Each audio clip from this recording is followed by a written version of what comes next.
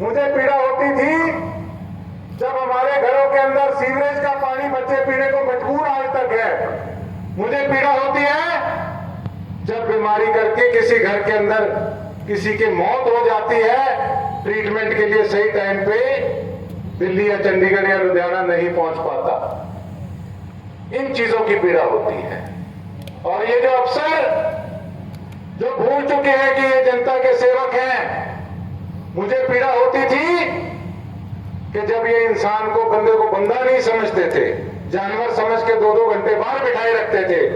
उस पीड़ा करके आपने जो मुझे वोट रूपी पिछली बार आशीर्वाद दिया, आपने एक बात मुझे जरूर कही थी इसी ग्राउंड के अंदर आजाद चंबा चुनाव लड़ा, आपने मुझे आशीर्वाद देने का काम किया और क्या कहा था, गोकुल तुम आगे बढ़ो, हम तुम्हारे साथ हैं।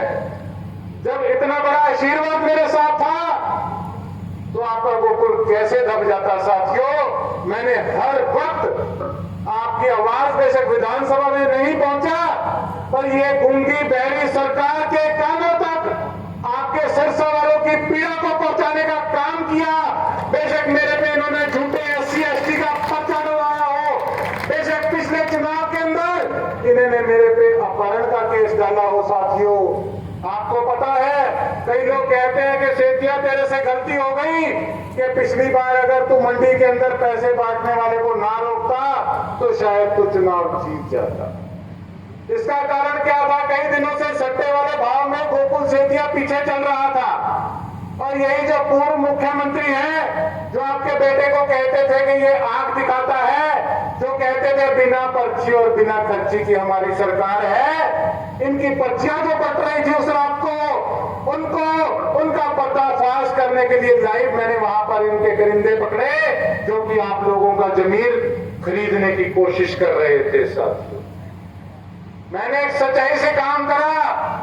मुझे कई लोगों ने ये बात कही कि तूने पैसे नहीं लगाए, तूने शराब नहीं बांटी, तूने नशा नहीं बांटा।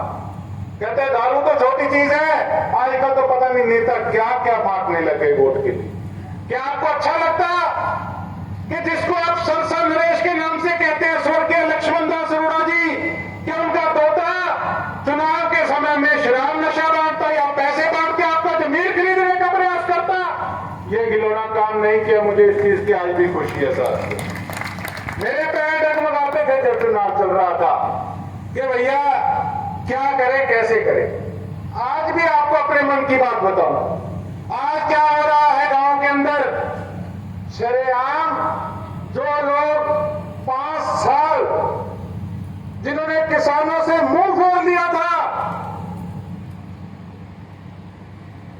उस समय जब किसानों के संघर्ष की लड़ाई थी, उस समय किसानों के सामने आकर चुनाव इलाहाबाद में जाकर लड़ने का काम किया। एक किसान को एक हिसाब से बेइज्जत करने का काम इन लोगों ने किया। आज तुम लोगों को जाकर घटिया दिखाते हो कि ये इतने लाख की घटिया है और लोग देखकर लालच में आ जाएंगे। ये कहीं ना कहीं इनकी गलत फहमी है। साथियों किस तरीके से विधानसभा के अंदर इन लोगों ने किसानों को काली भेड़ कहने का काम किया।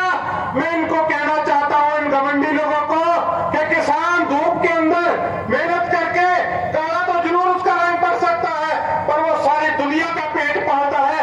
शर्म आती है ऐसे लोगों पे जो कि किसानों को काली भेड़ कहने का काम करते हैं।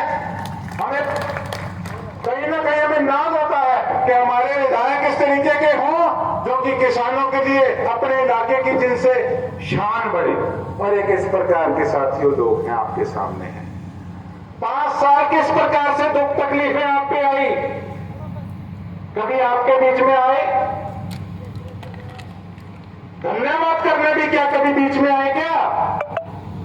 76 के अंदर से मात्र 24 हाजिरी, ऐसी क्या मजबूरी हो गई थी आपकी? मन तो आपका करता है कि मैं फतेहाबाद से भी लड़ूं, हमारा परिवार रानिया से भी लड़े, हमारा परिवार एलनाबाद से भी लड़े। साथियों कहते हैं ना, हाथी के दांत खाने के कुछ और, दिखाने के कुछ और। ये कुछ नहीं है। ये जो चर्चाएं चल रही है ना कि फलानी जगह से भी लड़ेंगे, फलानी जगह से भी लड़ेंगे, आज नोट कर लेना, ये कहीं से नहीं लड़ेंगे, ये सिरसा से जुड़ेंगे कि किसी न किसी प्रकार से भारतीय जनता पार्टी पे प्रेशर पॉलिटिक्स करने केवल और केवल ऐसे कैंडिडेट देने के लिए जिससे कि मेरा नुकसान हो, ये आप लोगों से डरते हैं साथियों।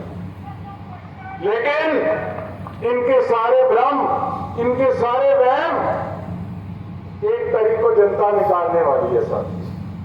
मेरे इनसे कोई जाति दुश्मनी नहीं है, मेरे इनसे कोई लड़ाई नहीं है, लेकिन विपक्ष के नाते मेरा प्रश्न करना भी बनता है कि आप लोगों ने आखिर सिरसा के लोगों के लिए क्या किया।